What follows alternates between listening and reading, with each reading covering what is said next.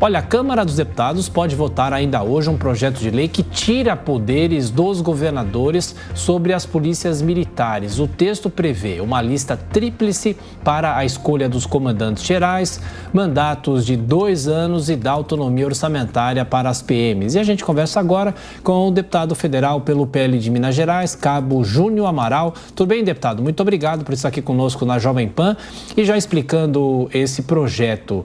De que forma é possível enfrentar, claro, a resistência dos estados que têm essa autonomia em relação à Polícia Militar, tem essa prerrogativa em relação à Polícia Militar. Bem-vindo mais uma vez. Muito obrigado, eu que agradeço aí o espaço e para a gente poder esclarecer, né, alguns pontos do projeto. E, Tiago, eu não acho que há toda essa resistência ainda posta, né? O projeto está tramitando na Comissão de Segurança Pública, foi tratado de uma maneira até mentirosa por uma pequena parte da imprensa na semana passada, dizendo que eu queria, no meu relatório, transferir essa responsabilidade dos governadores, né, que corresponde a nomear os comandantes gerais das suas respectivas polícias, para o presidente da República. E não teve em nenhum momento isso no texto, foi uma matéria... parecia até gozação com quem realmente leu o projeto e entendeu o que está lá. A única coisa que o projeto cria é um rol de opções mais restrito para o governador escolher, e nada além disso. E a participação da tropa, apresentando ao governador 3 nomes para que ele escolha dentre esses 3 nomes e não da maneira atual, que é muito amplo, né, essa escolha, e o que traz para essa escolha um caráter político muito forte. Então, o que a gente quer é simplesmente minimizar isso. Deputado, na sequência, a pergunta de Roberto Mota. Bom dia, deputado. Nós temos observado nos últimos anos, talvez nas últimas décadas, uma sequência de ataques, né? A polícia de uma forma geral e talvez a polícia militar de uma forma mais focada, né? Tem muita gente que descreve isso como uma guerra à polícia, tem até um livro muito bom que foi escrito recentemente, e uma dessas pautas é a desmilitarização da polícia militar, né?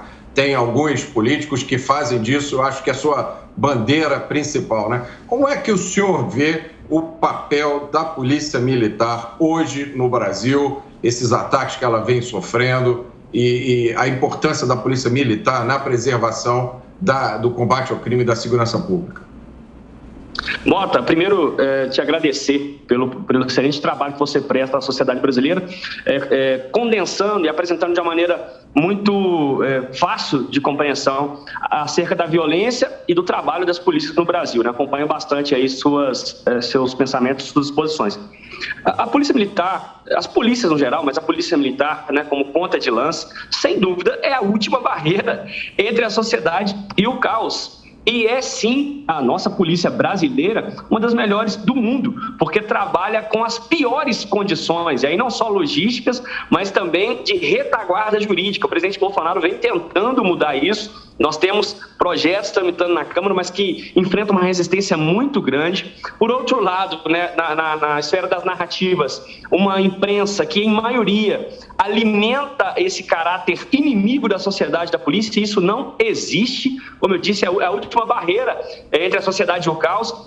Você, não sei se ou se mora no Rio de Janeiro, se é do Rio, só mora no Rio, mas conhece muito melhor a realidade aí e sabe como foi prejudicial a decisão do STF que proibiu essas operações em morros cariocas. Isso está só fertilizando ainda mais o crime. O governo Bolsonaro tenta trazer uma retaguarda jurídica maior, outras condições para que a impunidade seja reduzida e uma imprensa, um meio cultural e os legisladores, em maioria, navegando na contramão disso, sempre demonizando o trabalho da polícia.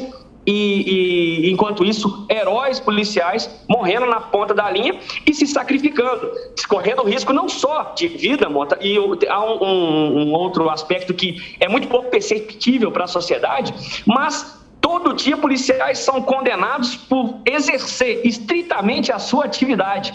por causa dessa leniência da nossa legislação para com o crime e dessa falta de retaguarda jurídica para a atividade. Então, eu entendo que os policiais brasileiros são, sim, heróis. E voltando à questão da escolha dos comandantes gerais, isso também segue no sentido de reduzir essa interferência política e dar uma maior tranquilidade, um maior respaldo para que os policiais, para que a tropa da polícia possa executar o melhor trabalho. É só uma das vertentes que a gente precisa atuar. Deputado Cabo Júnior, a pergunta agora de Diogo Schelp. Deputado, além da questão da escolha dos comandantes, que é abarcada aí por esse projeto, como ficaria uma situação em que um governador se visse obrigado a retirar um comandante do posto? Quer dizer, ele teria estabilidade? O que o projeto prevê em relação a isso, já que há situações em que um comandante pode, né, estar atuando de forma equivocada ou estar, inclusive, usando o posto com um propósito político. O que ocorreria nesse tipo de situação? O projeto prevê algo para isso? Sim, Rodrigo. Na verdade, não há estabilidade alguma na ocupação desse posto. O que há mesmo é esse filtro que o governador não poderia escolher de qualquer maneira, com critérios subjetivos, né?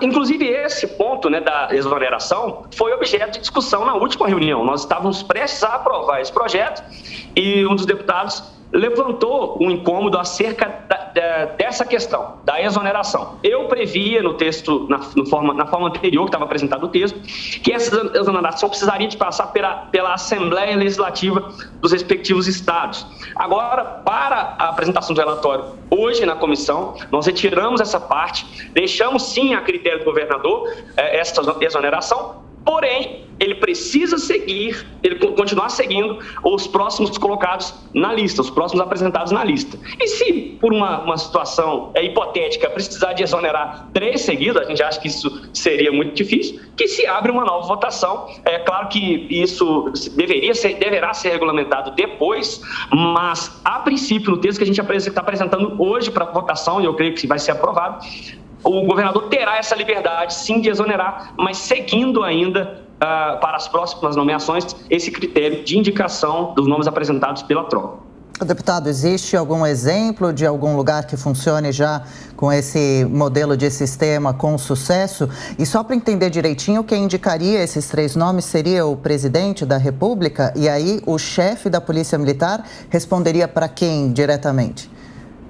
Não. Na verdade, a lista tríplice é formada por votação de todos os membros da ativa das polícias militares. E esse é um formato que já existe em diversas outras instituições. O propósito principal é diminuir essa interferência política da seguinte forma. Às vezes o governador é eleito, chega nesse posto e tem essa autoridade, essa autonomia para escolher o nome, e ele vai lá e pinça alguém que faz parte do seu grupo político, e muitas vezes um grupo criminoso, como já aconteceu em Minas Gerais, como acontece na maioria das vezes em que o PT governa um estado. São pessoas em total desconexão com a segurança pública de fato e que muitas vezes ultrapassa vários outros colegas que são mais antigos, que são mais competentes, que têm conexão com a tropa, que falam a mesma linguagem da tropa e que prestam bom serviço à sociedade. Então, para evitar esse caráter estritamente político, vai continuar sendo governador, mas dentro de um rol de coronéis alinhados ao perfil da tropa da Polícia Militar dos respectivos estados. Deputado Cabo Júnior Amaral, mais uma vez, muito obrigado pela entrevista aqui à Jovem Pan. Estaremos acompanhando a sessão no Congresso Nacional. Um abraço. Um grande abraço, obrigado mais uma vez pela oportunidade.